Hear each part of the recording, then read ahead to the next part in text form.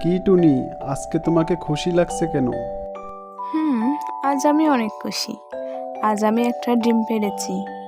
এই ডিম থেকে সুন্দর একটি ছেলেছানা হবে। টুনি, তুমি এত ছেলে ছেলে করো কেন? মেয়েও তো হতে পারে। মেয়ে আমার একদম পছন্দ না, আমার ছেলেছানা হবে। আমি তাকে খুব আদর করব, গোসল করাবো, খাবার খাওয়াবো, ঘুম পাড়ানির গান গেয়ে ঘুম পাড়াবো।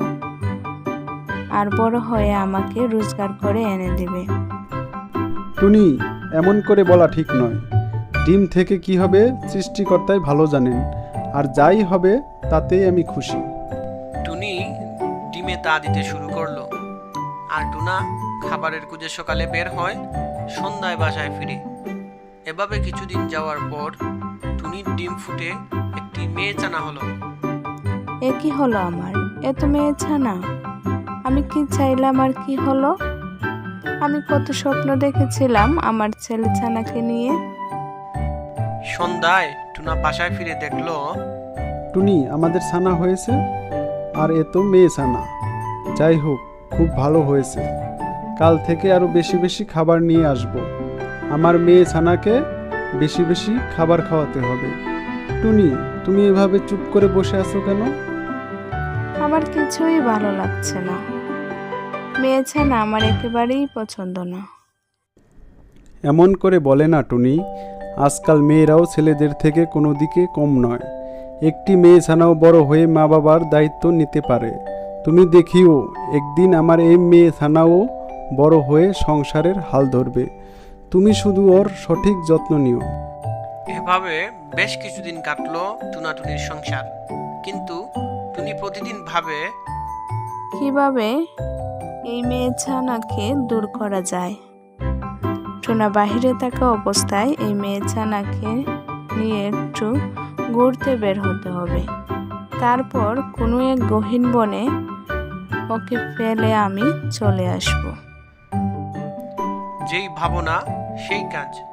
পরদিন টুনি তার ছানাকে নিয়ে ঘুরতে বের হলো, আর অনেক দূরের একটি জঙ্গলে নিয়ে গেল। মা, আমরা কোথায় যাচ্ছি মা? মা, আমি তোমাকে খুব ভালোবাসি। আমার অনেক ভালো লাগছে ঘুরতে বের হয়ে। মা, বাবা কোন জঙ্গলে খাবার জোগাড় করতে যায়?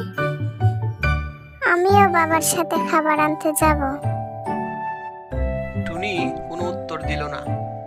একটু পরে টুনি তার ছানাকে বলল, তুমি এখানে একটু অপেক্ষা করো, আমি আসছি। ঠিক আছে মা, কিন্তু তাড়াতাড়ি এসো, একা একা আমার ভয় করে। পরে টুনি তার ছানাকে একা ফেলে বাসায় ফিরে আসে, আর কান্নার ভান করে বসে থাকে।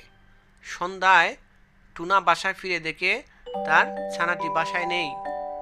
টুনি, আমার ছানাকে দেখছি না যে। আমার ছানা কোথায়? কি হয়েছে, কথা বলো। ওগো, আর বলো না। একটি চিল এসে আমাদের ছানাকে নিয়ে চলে গেছে। কি বলো টুনি, তুমি চিলকে মারতে পারোনি? আমি অনেক চেষ্টা করেছি, কিন্তু ওই ছেলের সাথে পারিনি। এদিকে একটি ঈগল টুনি ছানাকে একা দেখে জিজ্ঞেস করলো, এই জানা, তুমি এখানে একা একা কি করছো? আমি আমার মায়ের জন্য অপেক্ষা করছি। আমার মা আমাকে এখানে রেখে সেই সকালে গেল, এখনো ফিরছে না। ঈগল বুঝতে পারলো টুনি ছানাটিকে ফেলে চলে গেছে। ঈগল বাচ্চাটিকে সাথে করে নিজ বাসায় নিয়ে গেল। এদিকে ছানার সুখে টুনা আর আগের মতো খাবার খুঁজতে যায় না, নিজেও খাবার খায় না। দীর্ঘদিন না খেতে খেতে টুনা অসুস্থ হয়ে মারা যায়। টুনিও অনেকটা দুর্বল হয়ে পড়েছে। একদিন ঈগল আর টুনটুন একসাথে ঘুরতে বের হলো। তারা উঠতে উঠতে হঠাৎ টুনিকে দেখতে পায়। টুনিকে দেখে তারা টুনির বাসায় আসে। ঈগল মামা, দেখো, এটাই আমার মা। টুনটুন, তুমি বেঁচে আছো মা? আমি অনেক বড় অন্যায় করেছি তোমার সাথে, আমাকে ক্ষমা করে দিও। তোমার সুখে কিছুদিন হলো তোমার বাবা মারা গেছে। আমিও অনেক দুর্বল হয়ে গেছি, নিজের খাবার নিজে জোগাড় করতে পারি না। না মা, তুমি আমার কাছে কোনো অন্যায় করোনি। আজ থেকে আমি তোমার সব দায়িত্ব নিলাম, তুমি কোনো চিন্তা করিও না। তারপর টুনটুন, ঈগল আর টুনি একই বাসায় একসাথে থাকতে শুরু করলো। মা টুনটুন, তোর বাবার কথাই আজ সত্যি হলো রে মা। মেয়েরাও মা বাবার দায়িত্ব নিতে পারে।